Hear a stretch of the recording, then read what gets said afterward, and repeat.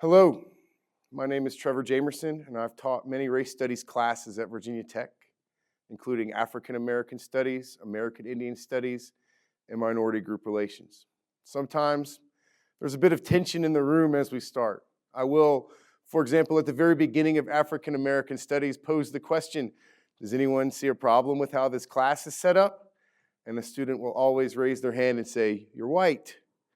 And this is true.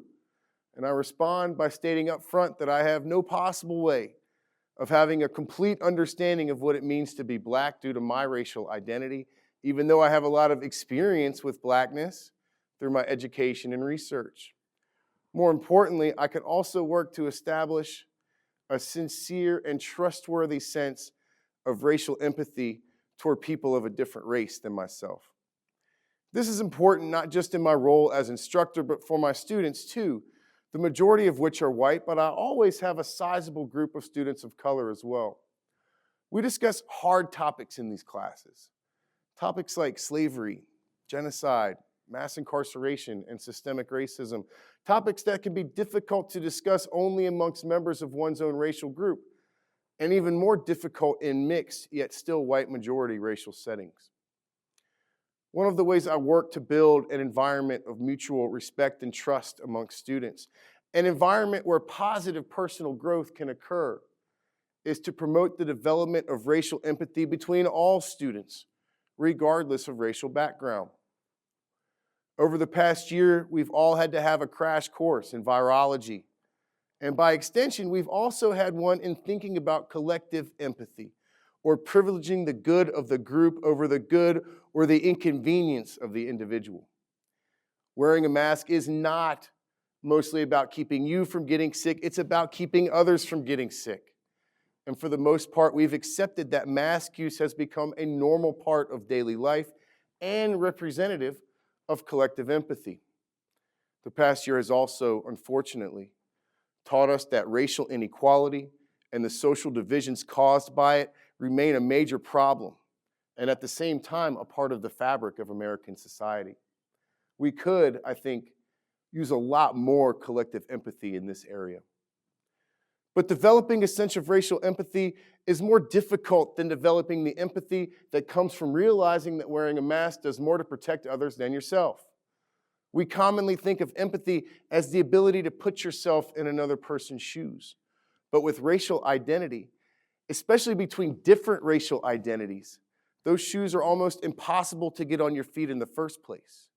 And even if you manage that, they'll never fit quite right, and you'll definitely have to change the way you walk.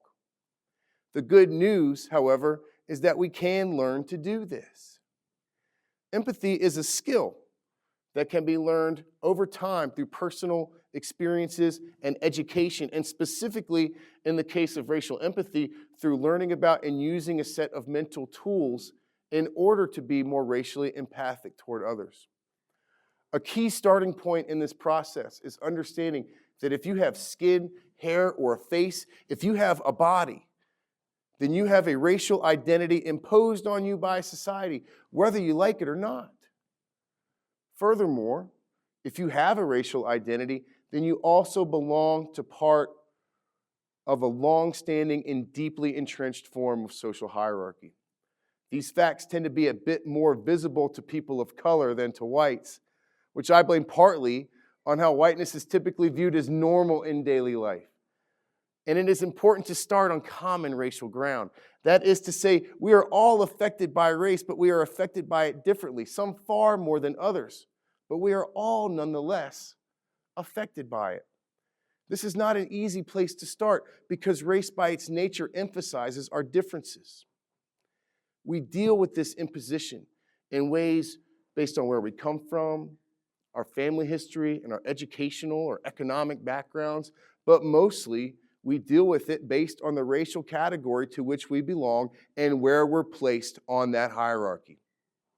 Regardless of our racial identity, the presence of empathy, or a lack of it, often plays an important role in how we act on it. I offer three concepts: double consciousness, implicit bias, and historical trauma, from race studies that are important tools in growing and honing our empathic skills at personal, interpersonal, and collective levels. The first concept is double consciousness, which I connect to personal empathy, or empathy for ourselves. We need to be fully aware of our own racial position before we can empathize at that level with others, and understanding double consciousness can help. Double consciousness is a mental state defined by the great activist scholar W.B. Du Bois in the early 20th century, where African Americans experience a two-ness, or a conflict between two forms of identity, American and Black.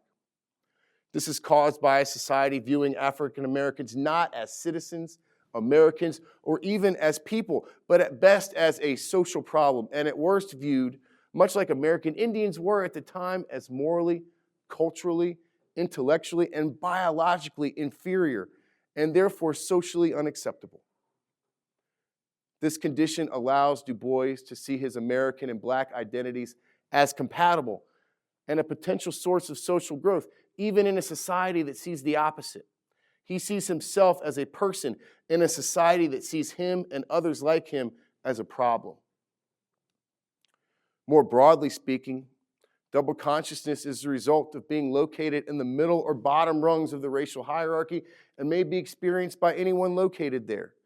In my classes, we simplify it a bit by defining it as when society sees you differently, more negatively than the way you see yourself.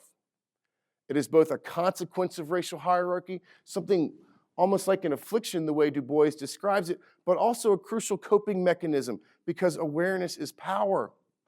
Double consciousness helps reveal the true nature of racial hierarchy in the eye of its beholder, and therefore helps one better understand their position within it. Whites, however, don't have double consciousness because of whiteness is standing at the top of the racial hierarchy. One result of which is the fact that whiteness is still considered the normal, default racial setting in the United States.